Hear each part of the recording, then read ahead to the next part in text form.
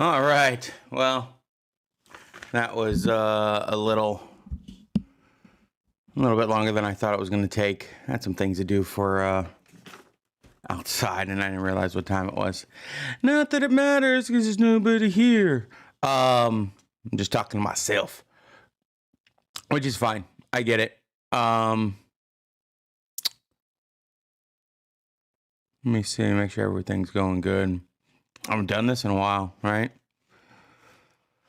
I guess I did it the other day. I didn't do it. Just kind of forget things. It's a lot different than the old Google Meets. All right. So, yeah, we got some chapter 12 to do today. I'm just going to get right into it. If you have questions, post them up. Let me see if I move this thing down a little bit, make it a little bigger here for you. I guess I don't need to be that big, right? I can be like there. That makes more sense, right? There we go. So on this first one we got here, chapter 17, I'm going to record that, and then I will post it, and you guys can watch it Wednesday and Friday when I'm not here. That will be your work for the day, right? And I'll post the questions for that. Ooh, let me put that down on my list. I got to list a whole bunch of things to do here. And remember, you have chapters 10, 11, 12 questions. Those are due on Thursday, right? So I'll see the timestamps. You don't have to worry about it. And then, yeah. Because I'm going to be absent Wednesday, Thursday, Friday. Thursday's your test. It's 20 questions. And one SEQ question. I know we haven't done these in class, but it really is not that difficult. It's 3 questions, 2 to 3 sentences per question, no more than that. Okay?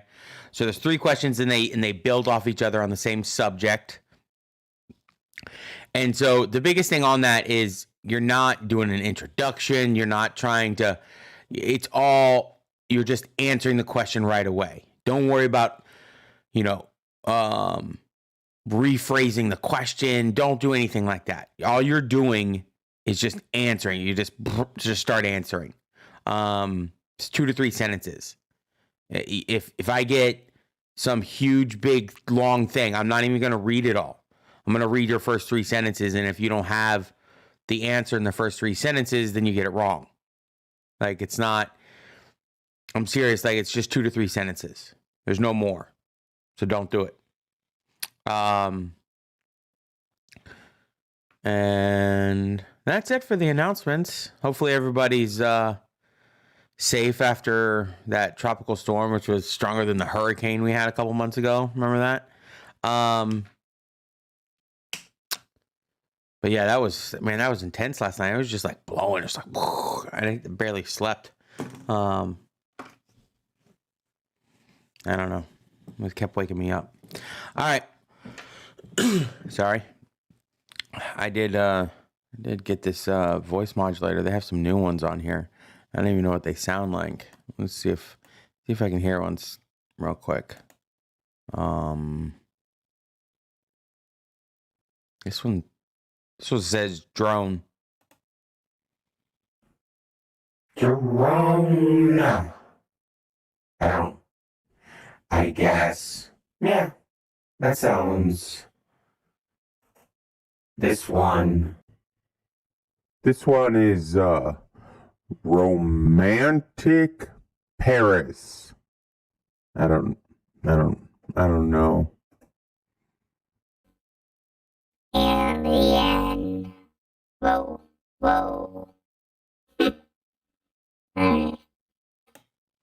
We'll get back to just the regular here, regular clean thing, and let's go. Let's get this thing going. Yeah. All right. Andrew Jackson, Old Hickory, right? I love this cartoon. It says on the top right, anyone else care to discuss politics? Yeah, this guy was in duels, man. He would duel people. If you called him out politically, I mean, there's a good chance he's gonna be like, hey, let's go duel it out. Yeah, he definitely brought himself up from poverty. Very great military leader. You know what I mean? Obviously, we've talked about how horrible of a person he is. Not a lot of education.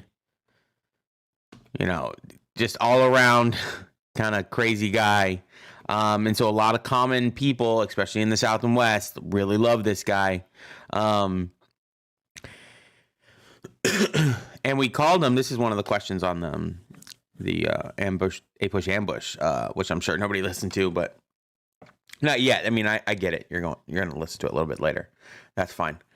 He called him the kitchen cabinet. Well, that's what they called him because he didn't use them. His actual cabinet, right? Because he appointed people who were, everybody in his party were like, oh, you should get these people. They're well educated. And he didn't even listen to them. He listened to his friends, right? And that's why they became known as the kitchen cabinet instead of the cabinet. Just a little derogatory slight at him. And so Francis Preston Blair, these guys, and Martin Van Buren, I don't know. To me, it's like, if he's going to listen to me, why not put me as the cabinet? Because then you get paid, right? And then you get written down in history that you were a member of a presidential cabinet. I don't know. You don't need to know who those guys are, though.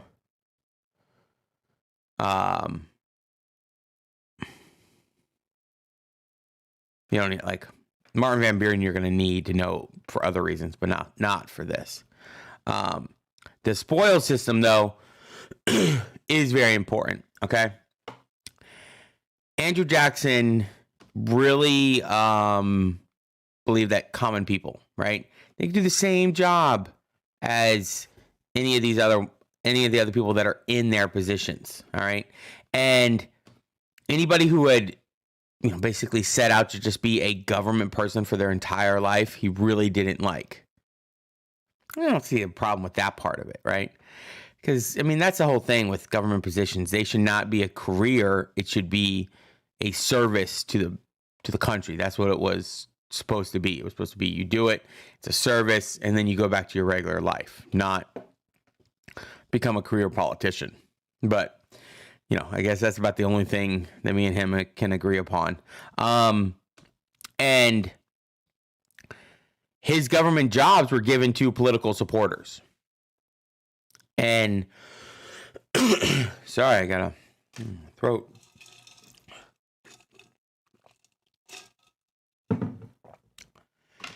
And that's where the saying comes from, to the victor go the spoils. So when you win, you get to appoint people wherever you want. People who are, it helped you through, had, it's friends of yours, whatever it is. This also cemented the two-party system in America. Okay? So this is where we're going to have basically two parties till today, till, last week, right? This is why, when you add a third party, like we're going to add third parties throughout, this course and for the next, 100 and something years, it's important because when you add that third party, more than most of the time, you have that third party is going to split the votes of one of the other two. All right. It's not going to be really in the middle. It's actually going to split one party or the other. And then whatever party it splits, the other one is going to win, because you're only splitting half of the pie, right? Because the pie is in half and the third party just comes in and eats on one half of the pie while the other pie stays there, right? That other half stays there. And he really hated Adams and Henry Clay. And so he wants to dismantle that American system, which consisted of the bank, the tariffs, the big, you have the banks, the tariffs. Oh my God. Yeah. And then all the,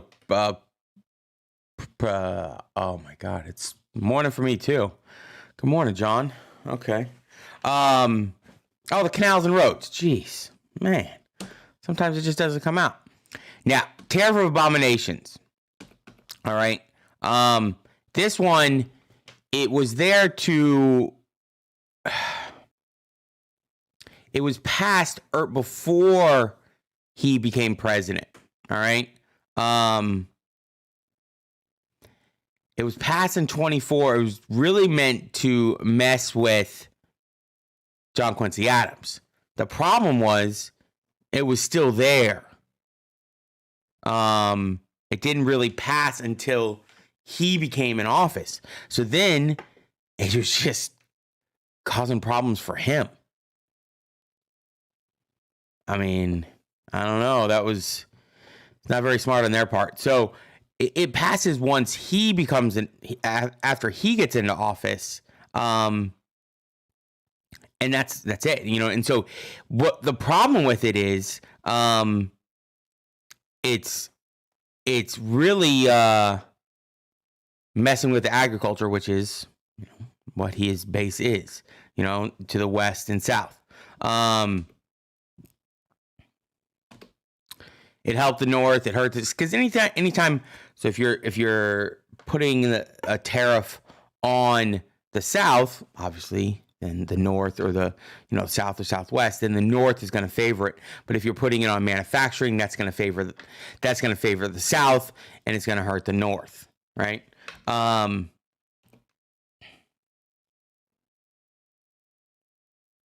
think, yeah.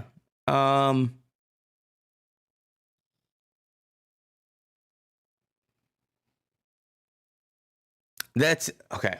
I guess that last point is pretty. You don't want that increase in federal power for the South, because they think if the federal government, because the federal government on a whole is much more anti-slave than pro-slave, so they're worried about if they get too much power, they're going to be able to defeat and abolish slavery, which, I mean, hopefully they could, but they didn't, you know. But that's what they're fearing in the South. All right. So I put this there also on your A-Push Ambush. This one is basically what it's saying is it's written by John C. Calhoun. I only put John Calhoun, but it's always John C. Calhoun. All right. And he really used, remember we talked about those Kentucky and Virginia resolutions, and I said that those would come back up because those are, I don't know why I'm looking at the screen here. I should be looking at you guys.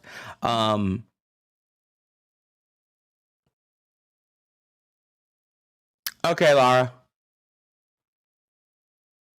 Thank you for telling me. Yeah, I think you're the only one. You can probably fast forward through some of it. So it used those Kentucky and Virginia resolutions because those were nullification, right? And if you remember what those were on the Alien and Sedition Acts, more specifically the Sedition Acts, right? That was where the state said that they could nullify a law that they believed was unconstitutional. All right. So that's what he's trying to say here. And John C. Calhoun, we're going to talk about him, especially going into the Civil War. He's going to be around a long time. And so that's what he's saying, you know, argue a tariff that favored one region over another is unjust and unconstitutional. And that makes sense. You know what I mean? If you're writing a tariff that's going to favor one area of the country, because the country is split into two different types of countries almost. One is urban and manufacturing, and, you know, and then one is rural and farming. So if you're unjustly hurting one over the other, people are going to take offense to that. And that's what's happening. And that's what he's mean by they could nullify it, right? It's nullification. They're going to do it again in the right before the Civil War. You can hear Spencer. He's thirsty. I am thirsty too. I'm going to take a sip.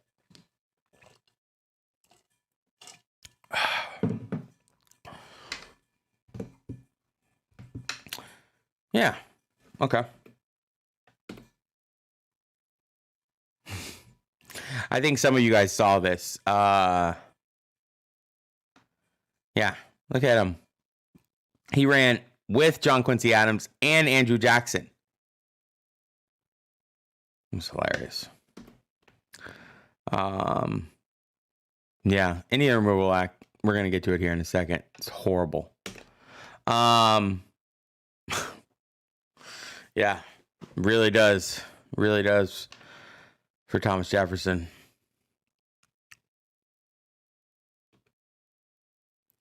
All right. This one.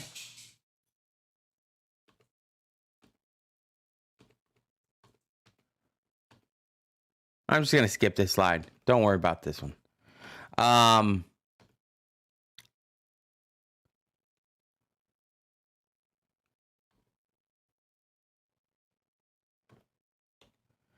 So it's really,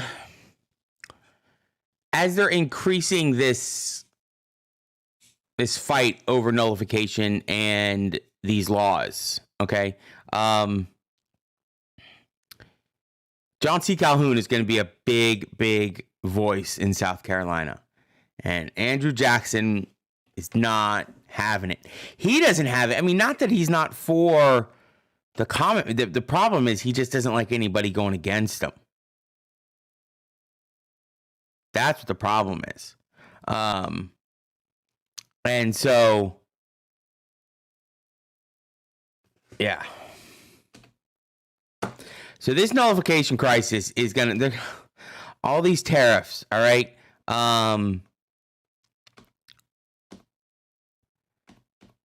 Okay, I'm just gonna put them all up here. It makes it a little bit easier. South Carolina is going to try to nullify these laws, and they're going to keep passing tariffs in order to try and appease them. All right. Henry Clay, because remember, Henry Clay is a proponent of tariffs. We've talked about what tariffs are, so hopefully you understand what they are.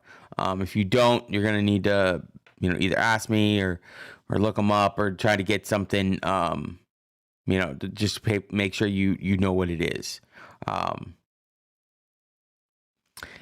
And South Carolina is looking at these, and they're like, we're not going to do it. We are not going to pay these tariffs because it's only hurting us. John C. Calhoun and South Carolina vote to nullify both of these laws, and it really sets it up. I mean, the country gets almost up to a boiling point again over this, and South Carolina is talking about seceding because, spoiler alert, South Carolina is the first one to secede leading up to the Civil War, to actually secede, right? So, not succeed, secede. So the Tariff of 1833, all right, is the thing about it is it kind of, Henry Clay has to change it, and he has to bow down to really South Carolina because he doesn't want the whole country to go into war. And so they come up with this new one, and they're going to kind of go back to the levels it was in 1816. But again, what are they doing? They're just postponing the issue for another time. This is what politicians like to do. They like to give it to somebody else. And then they signed this force bill. And it's basically just saying that the nation is supreme over each individual state. So if whatever they say goes, you can't nullify it. Well, I mean, you can say it, but if the state just says we're not going to listen to it, then it's war, right? But that's what happens. Civil War. So this is a crisis. I mean, think about this. You get to a point where one of the 50 states is not 50 at that point, but one of the states is going to leave. I mean, that's a big deal. Like literally, I mean, they were close, really close. All right. And so here you go. This is, just horrible stuff that happened to, and that new term, I'm going to put it into these. I forgot to, Amerindians. I like that. So what they wanted to do at the, in the 1790s, as we were a new nation, they didn't want to fight the Native Americans anymore. They signed a lot of treaties, and they wanted Native Americans to be civilized, Christianized, assimilated. They wanted them to dress like Americans. They wanted them to, be Christian. They wanted them to go to church. They wanted them to do everything. And some of the tribes did, right? The Cherokees were the best example of this. I mean, the Cherokees took it to another level. They even got slaves. They're like, we want to be white so bad we got slaves. They had a constitution, and that's the thing, is they had a written language where most Native American tribes do not. All right? And they wanted to assimilate with white society. So the 5 civilized tribes are Cherokee, Creek, Choctaw, Chickasaws, and the Seminole. All right? This just means that they're a little bit more open to assimilation with white America, right? That's what we're talking about with civilized. But Georgia finds out that there's supposed to be some gold in the lands in up the northeast part of the state into South Carolina, North Carolina. And that's all Cherokee land. Well, when white people find out that there's gold somewhere, they want it. So Georgia had some claims out west. Hey, buddy. How's it going? Come up licking my leg. He like bumps my elbow. I see you. Okay. And they gave up some of those lands, and they're like, hey, but you got to get rid of these Native Americans, these Cherokees. Can't have them. We want this land. So the federal government and Andrew Jackson, who's not a fan of Native Americans, they try to get him out, but it's Georgia who starts it. Okay. So it's definitely Georgia. It goes all the way to the Supreme Court. And this guy, missionary Samuel Worcester, you can see him there. He's the one who helps the Cherokees navigate this entire thing so that they can appeal, because every court is like, yep, you're out of there. You're out of there. You got to get off the land. And the Cherokees had signed treaties giving them that land from the United States. So it goes all the way to the Supreme Court. John Marshall, back again, right? John Marshall says, you guys are good. You can stay there. That's your land. You signed the treaty with the United States. It's yours. You don't have to go anywhere. But Andrew Jackson, basically the only president to do this, tells the Supreme Court, and specifically John Marshall, I have that quote there, John Marshall has made his decision, now let him enforce it. That's not his job, Andrew Jackson. That almost needs a voice modifier. Oh, how about this one? That's not his job, Andrew Jackson. You big dummy. Let the Cherokees keep their land. Keep their land. That's funny.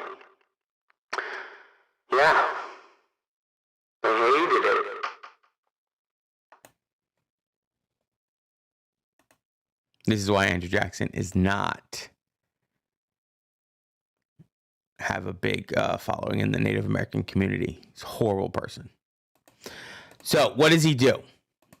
Oh, we already did those. He has these 5 civilized tribes who have been trying to assimilate into white culture, removed from Georgia. They have to walk from Georgia to Oklahoma in the winter. 100,000 of them forced by the army to move. After the Supreme Court gives them the permission to do so, right? After it gives him permission, gives the Cherokees the right to stay right where they're at. So it takes 8 years to get them out. And they have in 1830 the Indian Removal Act. This is where they remove all Native Americans to west of the Mississippi. And so they set aside Oklahoma for that. They're like, oh, you can live there. You know, nobody will bother you. Okay. How about they just live where they've been living for thousands of years? Right? And the Lady Circular is like it's like a magazine type newspaper. And it really, you know, women took up the fight for the Native Americans because they saw a lot of it in themselves, right? They think if they can help get more and more, you know, these smaller minority people more power and ensure that they're not abused, everybody other than, you know, white males can gain more power, right? So that's what they're trying to do. This one, the Bureau of Indian Affairs, all right, it's basically trying to get the Native Americans to assimilate into American culture, even when they move out west. Because that's the thing, is we're going to talk about it a little bit later, especially the Native Americans that lived on the plains, like the Sioux, the Comanche. I mean, they'd been, you know, ever since the Spanish introduced horses back in the 1500s. So you're talking over 300 years of their culture on horseback, being nomadic, killing buffalo, moving with the herds. And then all of a sudden they're like, yeah, you need to go live on this, you know, on this street with, you know, not really, but, you know, live on this little plot of land. And that's where you're going to be. And we're going to give you the food. So, I mean, it's just like if they told all the white people to go to the plains and start living a nomadic lifestyle. That'd be kind of hard. I know I wouldn't want to do it. That there's no cars on the plains, right? Couldn't have my cars. That would not be good. So in 1838, Martin Van Buren, who's acting under the orders of Andrew Jackson, because Andrew Jackson got him elected.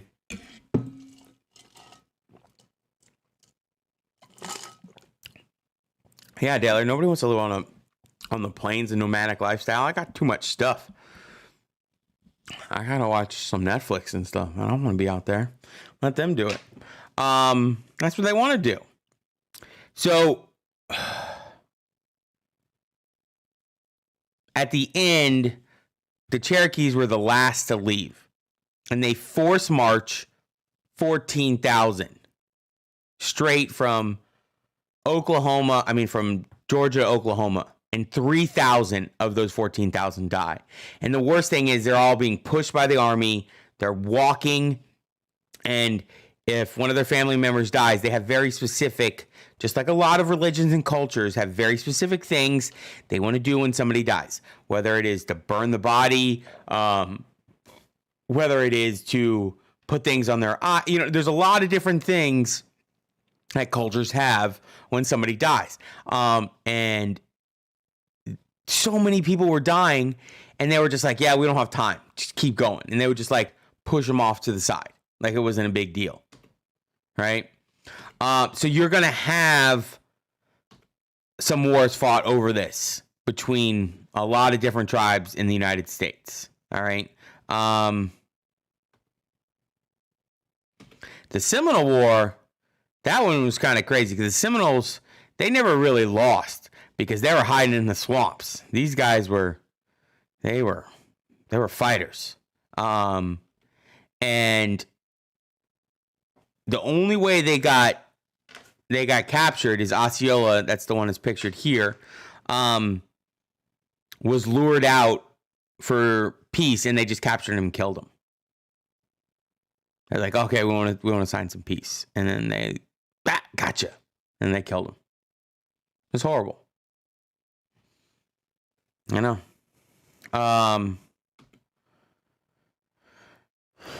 Let's see. We'll do about maybe. Let me see. Yeah, we'll do this one, the war on the bank. All right. So Jackson opposed the Bank of the United States. He hated it. And all of these reasons, individuals were making money off of it because the Bank of the United States is private. And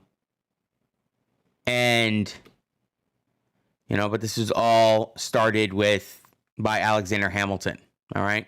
And this guy, Nicholas Biddle, up at the top, he's the president of the Bank of the United States.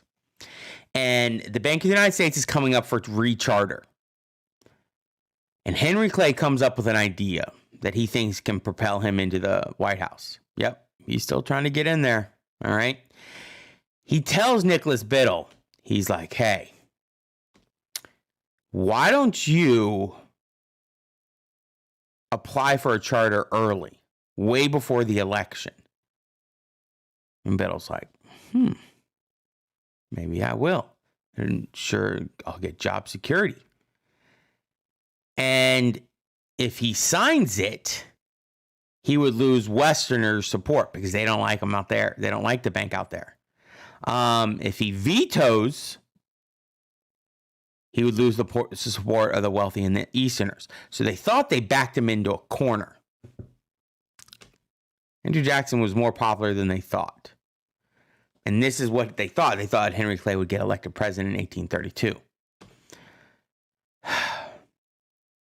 He vetoes it because he hates the bank. And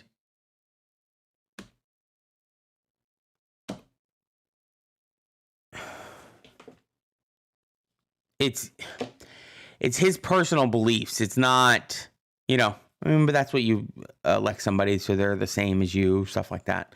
And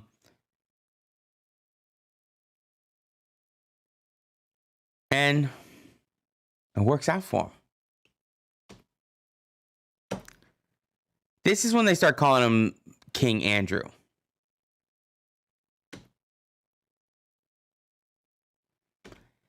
He starts really vetoing things that are just him, all right? Just what he believes, not for anything other than that.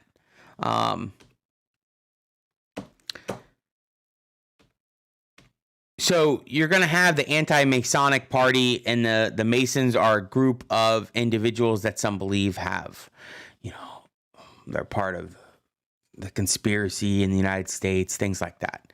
But it's just not true.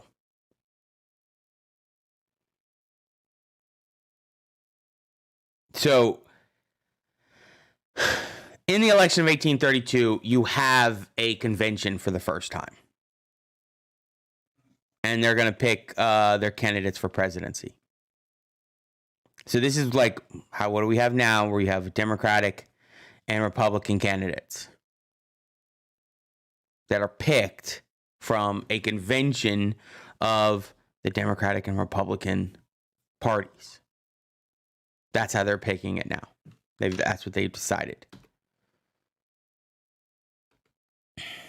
And Andrew Jackson wins in a landslide. They still love him. They love him because he's the war hero. That's what he does. Let's see. We have 10 slides. let's end there. It's been a nice, 30 minutes. I don't want to overwhelm everybody right here at the start. I know there's only like four people watching. And I know Laura was, behind. So all we have to do is pick up, and we got about 10 more slides left to chapter 12. Oh, you're welcome, Sophie. There's only 10 more slides of chapter 12, and then you have the test on Thursday. So just make sure you're going through, doing your questions. I'll be posting some stuff here as soon as I get off of this. I got a whole list of things I need to do. And then, we'll see you guys tomorrow. All right. Let's do the intro for the outro, and then we'll get out of here. Sounds good.